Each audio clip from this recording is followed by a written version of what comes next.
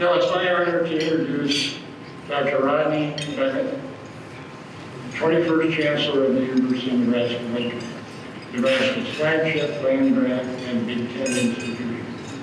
He's a 35-year veteran of higher education with a track record of growing research, prioritizing student success, and investing in the campus infrastructure. As you recall, Chancellor Bennett came to Nebraska a few years ago after successful leadership at the University of Southern Mississippi. Prior to Southern Mississippi, he served at the University of Georgia for more than a decade as senior management for student programs and services. Dr. Bennett earned a bachelor's degree in mass communication, a master's degree in education administration, and his doctorate of education at the University of Tennessee, State University. Sorry about that. He and his wife, Temple, are the parents of two adult daughters, who he says come here when the weather is more pleasing. Please join me in extending a warm welcome to our Chancellor, Rodney Bennett.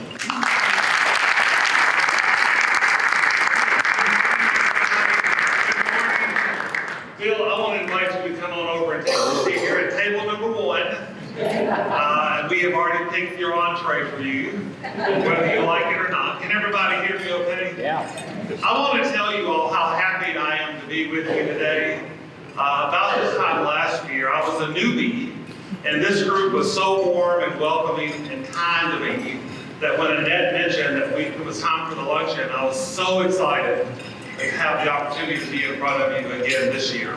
I know that you will be equally as warm and welcoming and as kind as you were last year. Connie, hey, I can see you sitting there. Hey, Connie.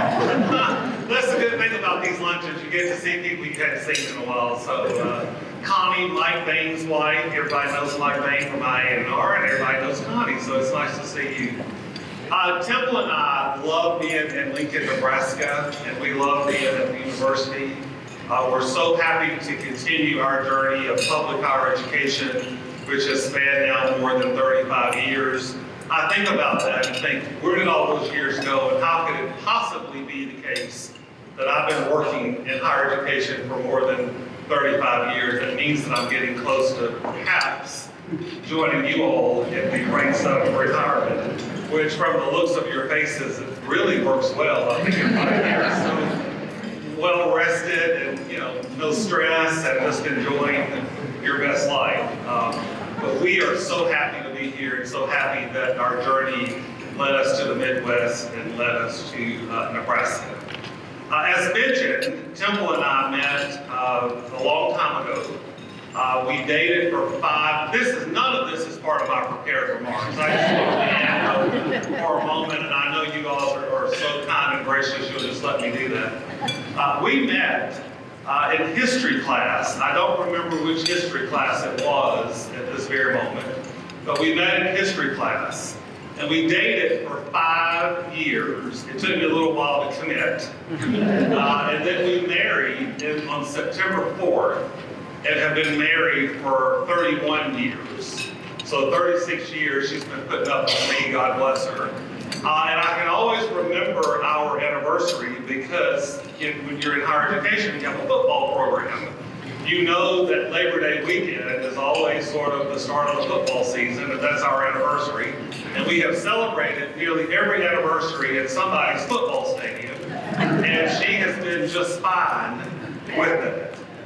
Through our union, we have 2 beautiful daughters, as Larry said, a 27-year-old and a 25-year-old, that are really my pride and joy. Both of our daughters graduated from the University of Mississippi, Ole Miss, and Oxford, Mississippi, and then both of our daughters earned graduate degrees at the University of Southern Mississippi, where I was president for 10 years prior to coming here to Nebraska. We have an MBA in our family, and we have a Master of Economic Development. And I can happily report that both of our daughters are gainfully employed, not fully off of the payroll, but they're getting there. But I'm very, very proud of our daughters. And I know for those of you that have children, or grandchildren, or nieces, or nephews, or godchildren, or next door neighbor children, you know, we're so very proud of young people and the ability to have an influence on their lives and their experiences and how they see the world. So now let me turn briefly to my more prepared notes, Larry. I'm on the clock. I'm not on the clock. I was going to tell you if I was, I'll let you know when to start the clock. You know, there's so many things to be happy and excited for at the University of Nebraska, and especially the Lincoln campus. For those of you that spend a lot of time on social media, or reading the news, or listening to the news, there's such a picture painted of what we do, of doom and gloom, and there's not a lot of hope and not a lot to be encouraged about. And I'd like to ask you to just sort of resist that narrative, because while there are some challenges in public higher education, the University of Nebraska-Lincoln is really excelling in a lot of areas, in a lot of ways. And I'm very proud of that, and very proud to be able to lead that work for our campus. And I want you to know, each of you to know, that you created the foundation and the background and sort of the footprint, as it were, for where we are today. Without each of you and your dedication and your loyalty and your consistency and your feedback and your resources and your advising of students and your teaching that extra class, when your department head or your dean came to you and said, would you take on this additional responsibility, we would not be where we are today. And I mean that very sincerely to each of you. When you think about the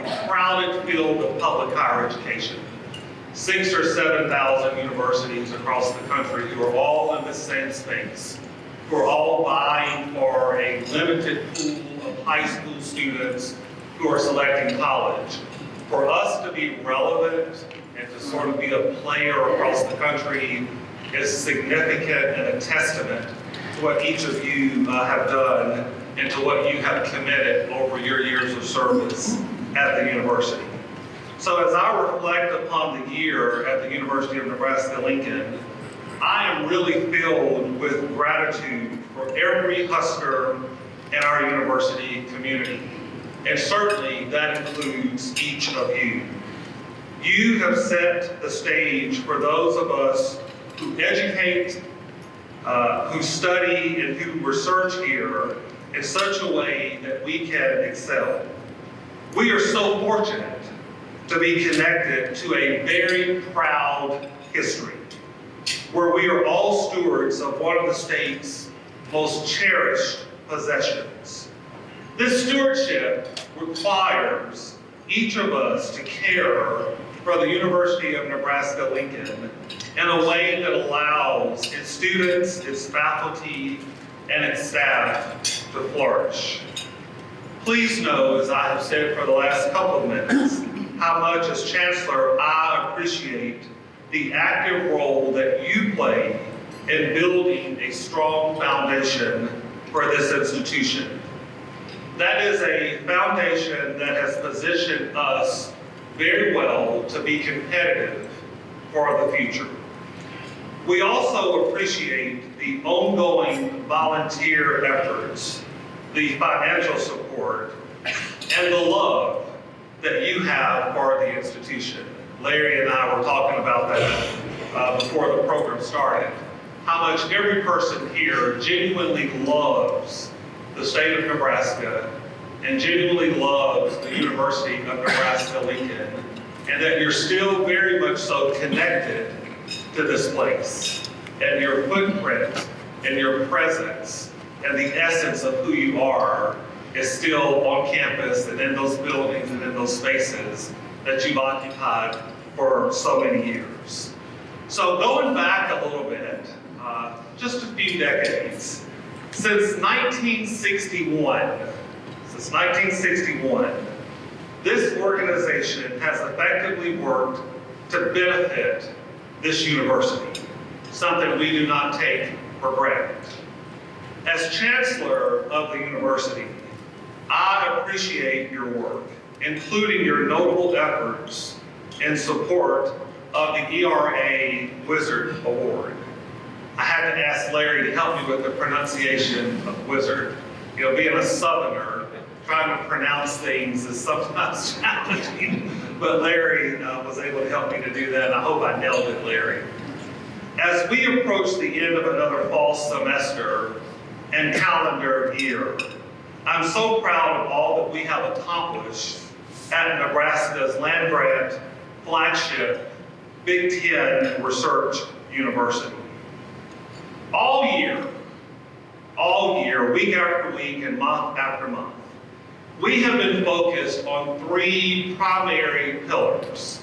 And I'd like for you to just sort of embrace these and think about these, and when you go home and you think about what the Chancellor said in the 3 minutes that he was at the podium, because it's been about a minute so far, in the 3 minutes that he was at the podium, I hope that these three pillars will sort of come rushing to the front of your mind and your thought process, because these are the three pillars upon which we have been focused all year. The pillar of excellence, positioning the university as a place of excellence from start to finish. The pillar of prominence, how do we maintain the momentum and the prominence that sets us apart from other institutions across the country? And then the pillar of impact, making sure that both in letter and in spirit, we are embracing our designation as the state's land-grant institution and what that means for the citizenry of the state of Nebraska. So excellence, prominence, and impact. Now let me encourage you to remember those, because it is a comprehensive finding, which means that you will see that again, both at your midterm and your final. And I'll have office hours if anybody wants to come and visit me during office hours to learn more about excellence, prominence, and impact. The good news for the university is that we are seeing signs that we are advancing the university and the state through our teaching, through our research and service, and through engagement through our Nebraska Extension Network. All things that each of you, I know, are very proud of. Proud that we have not abandoned our role as teachers, as researchers, as service, and a commitment to extension. The university has a great deal of momentum. We are in a strong position with outstanding faculty, staff, and students. Our enrollment is rising, which is something we're proud of. Private giving is increasing, and our alumni and friends have confidence in our direction. They have confidence in our research awards, and productivity and creative activity are increasing, and our academic ratings are rising as well. I will not use my time to walk you through how we have sort of increased in each of those categories, but the university has been pretty prolific in making sure that we report as we move up in the national rankings. Now, as an aside, I know that there are some among us who don't put quite as much stock in the national rankings, and I understand that. But what we also know is that those national rankings help ensure our place at the table. Taking sort of a line from Hamilton, I know most of you probably saw Hamilton last season at the Lead Center. But being in the room where the decisions are made, having a place at the table, all help to ensure that the University of Nebraska-Lincoln has a voice, is included in the decision making that really begins to define what our future is going to look like. Others across the country and around the world are also taking notice of UNL. This year, I'm happy to report that 9 of our faculty members were awarded National Science Foundation Early Career Awards, which ranks us in the top 25 in our country.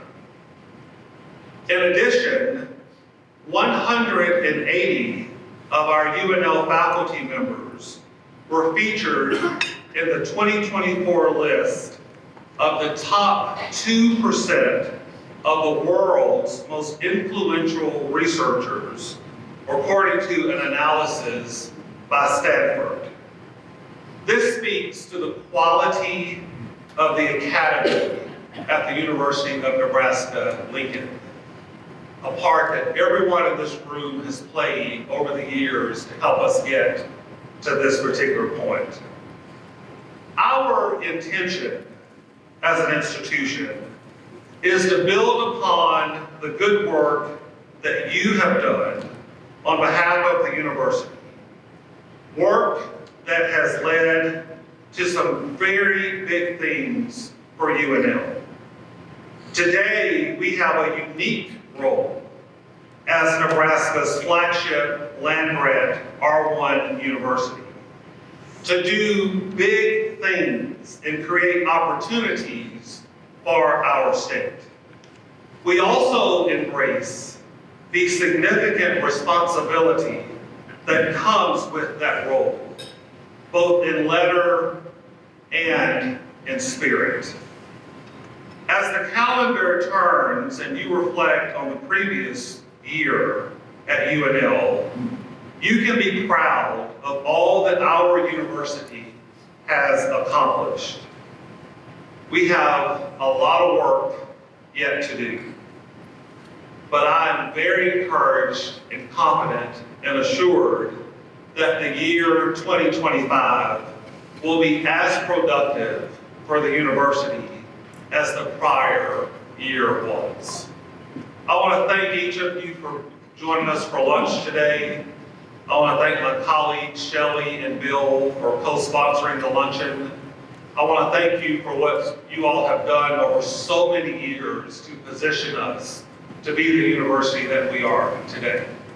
And Larry, if you would allow me, before I take my seat, I'd like to maybe respond to a question or two from any member who might be here that may not always have an opportunity to ask the Chancellor a question, especially a question or make a comment or an observation that has not been submitted in advance. So if you would allow me just a minute or two to just take a question or comment or observation, I'd love to do that. If you don't mind, if you have a question, comment, or observation, if you maybe stand and tell me who you are and perhaps maybe what department you were in prior to your retirement. Yes, sir. Greg. Just want everybody in the back to be able to hear. I am most troubled by the societal tendency to discount or even denigrate it as expertise. And we have the role to instill expertise in all our students, obviously, and our faculty. But do we have a role, or is there anything the university should be doing to increase the survival of expertise as something that society uses? I thought you were going to answer that, Bill. Bill reached for the microphone. I was like, well, look at Bill. He's just stepping up to the plate. Yes, part of what we have to do in that regard, Mr. Gregg, is that we have to think about the narrative and how we as a university community write the narrative, create the narrative, and then share the narrative. And a lot of what has occurred from my perspective over the last several years is that we have allowed others just to create that narrative for us and to communicate that narrative. And so the question of the why for public higher education is a question that chancellors and faculty members and deans have to answer on a more frequent basis than perhaps they did during a different era.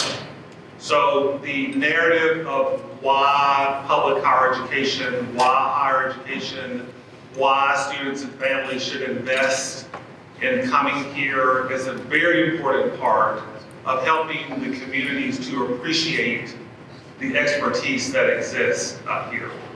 So thank you for your question. Maybe another one?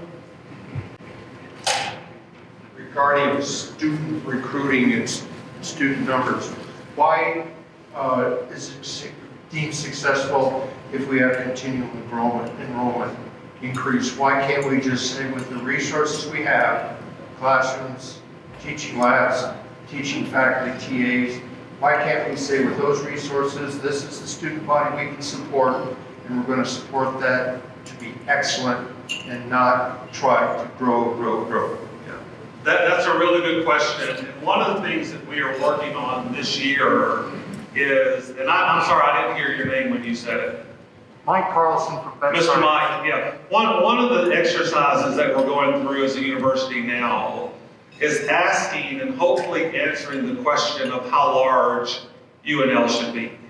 When you think about our sister Big Ten institutions, a good number of those institutions boast enrollments of 50,000, 60,000 students, 40,000 students. I mean, they are humongous in terms of the student body enrollment. We reported an increase in enrollment this year to just over 24,000 students. So we are among one of the smaller institutions in the Big Ten. So we have to make an intentional decision as a campus community of what our size is going to be. And I'm okay with whatever we determine that size to be. I'm okay at 24, and I would be okay at 50,000 students. But with each of those students, with each of those sizes, comes a set of consequences that we also have to be prepared to deal with. So the increase of students obviously increases tuition and revenue that we receive. That then allows us to strategically invest resources in ways that traditional funding sources may not allow us to do. And it's that innovative and that creativity piece that I really like to plug into so that we can invest in that next great invention that one of our professors is currently working on in her lab right now that needs a little infusion from the university to scale it up and to get it to production in such a way that elevates the state of Nebraska. And so the question becomes, if we want to stay at 24,000, and if you look at the trends of funding, are we then going to be okay with that level of funding in terms of competitiveness with other Big Ten universities and with faculty who are being recruited every week, it appears, to other institutions whose resources are more substantial than our resources are? So it becomes a philosophical, institutional question of what do we want to look like and how competitive do we want to be? And we're asking that question now, and hopefully we'll have an answer to that question in short order. Okay, Larry says that the Chancellor can take one more question or comment. Hi, I'm Sue Gildersleeve, and I was with University Housing. My question is, what's going on these days with international student recruitment, retention, those kinds of things? Yeah. So don't quote me exactly on the numbers, but prior to COVID, we were about 3,500 international students. After the pandemic, that number dropped down to almost 1,000. So we are working hard with a strategic plan of how we regain those international students that we lost. I'm hopeful that the incoming administration will be favorable to international recruitment and international students, and that we can have some mechanisms in place, some support systems in place that allow those students to flourish once they get here.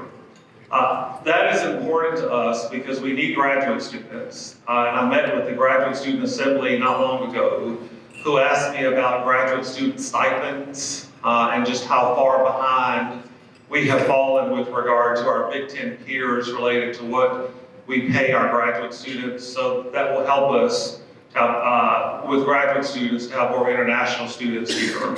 And then from my office to do more work, quite frankly, to get the stipends and other considerations for graduate students moving in the right direction. but we are acutely aware that we have dropped off significantly as it relates to international students and are working with agents all around the world to make sure, agents in a good way. Sometimes when you're talking about agents agents in a good way, around the world to help us recruit and enroll more graduate students and international students. Okay, I should probably let us enjoy our lunch at this point. Each of you have been very gracious to allow me to ramble through some prepared notes and then just some things that I wanted to say, and then to allow me to just do some questions and comments from the floor. I will tell you now that I will be looking forward to the luncheon next year because of this group and how much I really enjoy being with each of you. And again, sincerely, I want to thank you for devoting your lives and careers to this university and the significant impact that your work has had on so many individuals. Thank you all very much, and happy holidays to each of you.